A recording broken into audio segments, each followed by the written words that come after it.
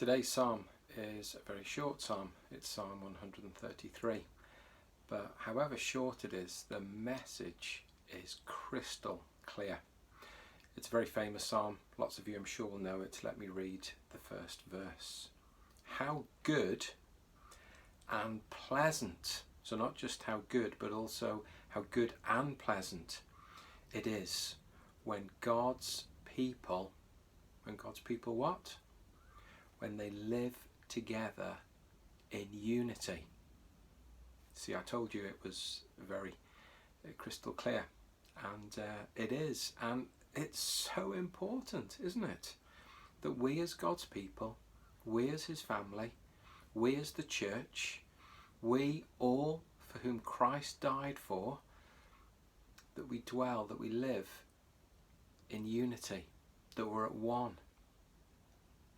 Now, it's another one of these Song of Ascents psalms that they were to sing, that they were to recite, that they would meditate, talk about as the Jewish pilgrims went up to Jerusalem for these special annual festivals. And I don't know if you can remember being a child, but going on long journeys like these Jews would have been doing, camping overnight, travelling many miles up to Jerusalem. When we were on long journeys as children in the back of the car, squabbles often kicked off. I can see even now my dad driving with one hand, his other hand reaching back to sort of grab the nearest leg or knee and squeeze it and say, "Stop it, pack it in."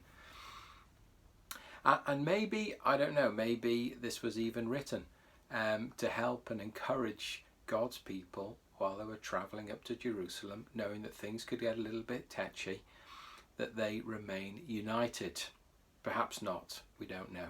But the one thing we do know is, very sadly, God's people do have a tendency of falling out and not getting along.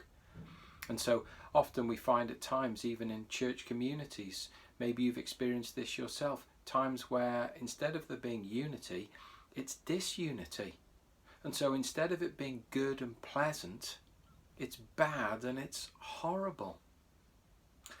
Well, let's make sure that we are striving, because it's all Christians' responsibility, not just the leaders of the church, to keep the unity, but it's all of our responsibility to do everything that we can to keep unity, keep the peace. But then the psalm goes on about all these other things. Talks about oil and beards and Aaron and Mount Hermon and dew. What on earth is all that about? Well, that would be telling, wouldn't it? You need to listen into tonight to the Bible study online, where we'll be doing 10-15 minutes and we'll be going into that. So maybe see you later.